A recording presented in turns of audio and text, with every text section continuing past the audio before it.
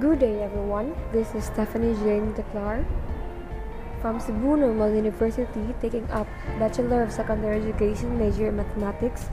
So today we'll be discussing about the conditions that guarantee that a quadrilateral is a parallelogram. So let's start with the definition. So a parallelogram is a quadrilateral with two pairs of parallel lines. So we have here an illustration of a parallelogram. We have here parallelogram LOVE, in which line LO is parallel to line EV and line LE is parallel to line OV. Let's start with the first theorem. We have a quadrilateral is a parallelogram if its opposite sides are congruent. So we have given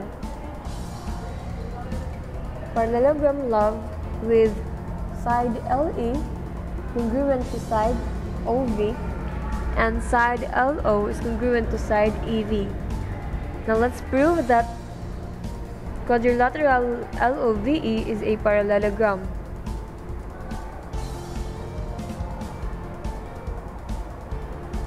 First, we draw line EO. Line determination postulate. So we have line LE congruent to line OV and line LO is congruent to line EV, in which they are given. Now we have line EO is congruent to line EO, reflexive property of congruency. Triangle ELO is congruent to triangle OVE by SSS congruence postulate.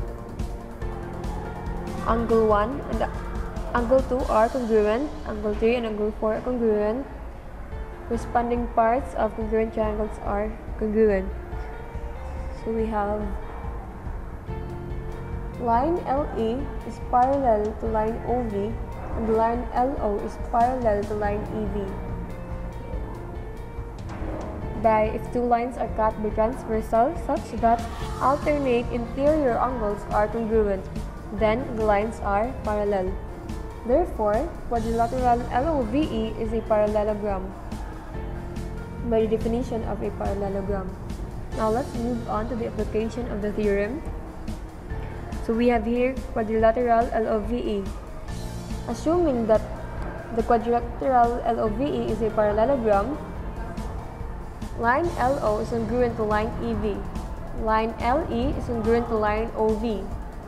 So if LO is 20, EV should also be 20. So if line LE is 105, line OV should also be 105. Okay, so what if line LO is equal to 3x minus 15 and line EV is equal to 2x plus 3? Let's find the length of LO. You have your solution. Line LO is congruent to line EV. Therefore, LO is equal to EV. Now, let's substitute the values of LO and EV, which are 3x minus 15 and 2x plus 3 respectively. So we have here 3x minus 15 is equal to 2x plus 3. Combining like terms, we have 3x minus 2x is equal to 3 plus 15, in which x is equal to 18. Now, let's find the length of LO. We have LO is equal to 3x minus 15. So when x is equal to 18, we substitute the value of x to the equation. So we have LO is equal to 3 times 18 minus 15, resulting to 39. Therefore, line LO measures 39. Now let's move on to the second theorem. A quadrilateral is a parallelogram if its diagonals bisect each other. So we have here quadrilateral GOD and L. We have here given line GD and line LO bisect each other at point V. So let's prove that quadrilateral GODL is a parallelogram. So we have here the proof. Okay, GD and LO bisect each other at V. by the given. We have line GV and line VD are congruent, and line LV and line VO are congruent. We have the definition of line bisector. Angle 1 and angle 2 are congruent by vertical angle theorem. Triangle GVL is congruent to triangle OVD by SAS congruence postulate. We have line GL is congruent to line OD by congruent. Corresponding parts of congruent triangles are congruent, as well as the angle DGL congruent to angle GDO. Now, we conclude that line GL is parallel to line OD, but if two lines are cut by transversal such that alternate interior angles are congruent, then the lines are parallel. Therefore, quadrilateral GODL is a parallelogram. If a pair of opposite sides of a quadrilateral is both parallel and congruent, then the quadrilateral is a parallelogram. Now, let's move on to the application of the theorem. So, we have here parallelogram GODL, in which GV and line VD are congruent, line LV and line OV are congruent. So, if GV is equal to 20, line VD should also be equal to 20. If line LV is 105, line OV should also be 105. But what if line VG is equal to 3x minus 15 and line VD is equal to 2x plus 3? Let's find the length of GD. Okay, based on the theorem, we have VG is congruent to line VD. Therefore, VG is equal to VD. Now, let's substitute the given into the equation. So, we have the value of VG and VD, 3x minus 15 and 2x plus 3 respectively. So, we have here 3x minus 15 is equal to 2x plus 3. Now, combining like terms, we have 3x minus 2x is equal to 3 plus 15, in which x is equal to 18.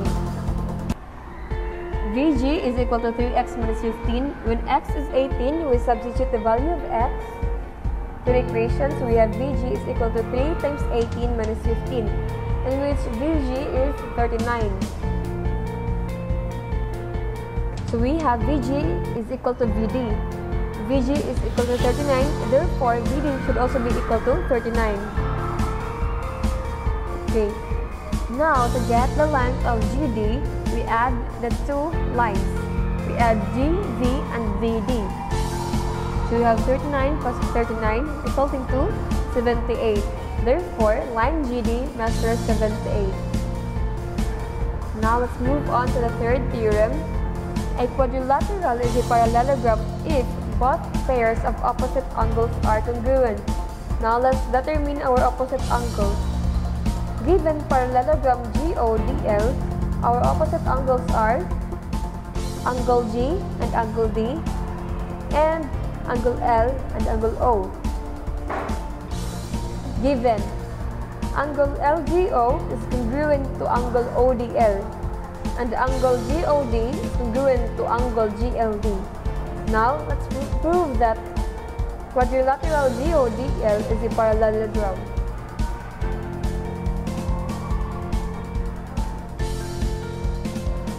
Okay, we have angle LGO is congruent to angle ODL, and angle GOD is congruent to angle GLD,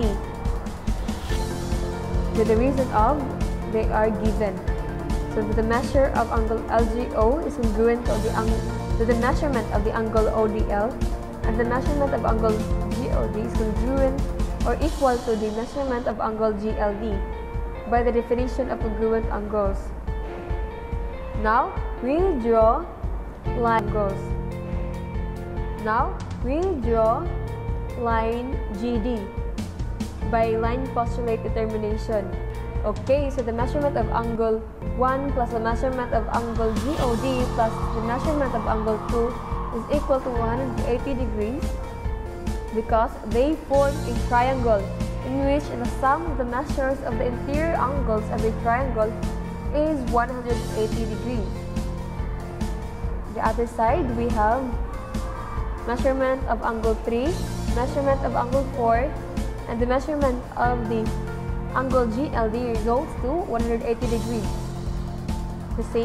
For the same reason, the sum of the measures of the interior angles of a triangle is 180.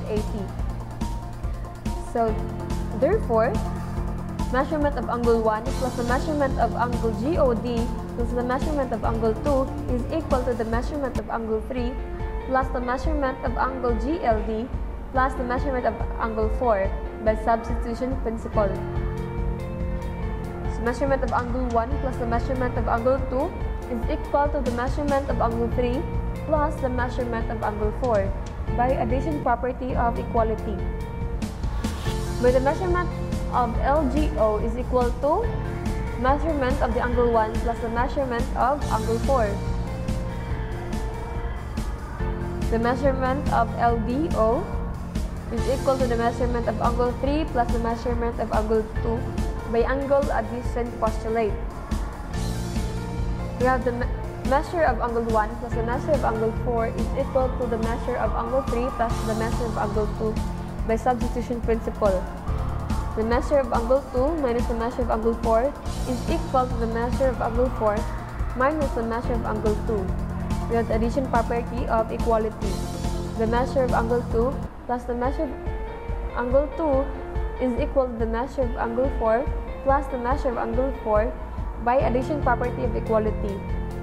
Combining similar terms, we have 2 times the measurement of angle 2 is equal to 2 times the measurement of angle 4. Therefore, by multiplication property of equality, we have measure of angle 2 is equal to the measure of angle 4.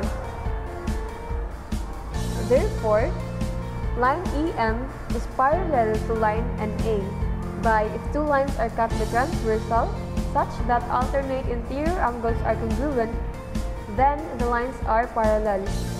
Measurement of angle 1 is equal to the measurement of angle 3 by addition property of equality. Therefore, line AM is parallel to line NE by if two lines are cut by transversal such that alternate interior angles are congruent, then the lines are parallel. Therefore, GODL is a parallelogram by the definition of parallelogram. Now, let's go to the application of the theorem. We have here parallelogram GODL, in which angle G is congruent to angle D, angle L is congruent to angle O. So if angle G is 50, angle D should also be 50. If angle L is 115, angle O should also be 115. If angle G is 3x minus 15 and angle D is 2x plus 3, let's find the measurement of angle D. From the theorem, we conclude that angle G is congruent to angle D, in which the measurement of angle G is equal to the measurement of angle D. Substituting the values of angle G and angle D, we have 3x minus 15 and 2x plus 3 respectively. So we have here 3x minus 15 is equal to 2x plus 3. Combining like terms, we have 3x minus 2x is equal to 3 plus 15. So we have the value of x, which is 18. Now let's get the measurement of angle D. So angle D is equal to 2x plus 3. So when x is 18, angle D is equal to 2 times 18 plus 3, resulting to 39. Therefore, angle D is 39.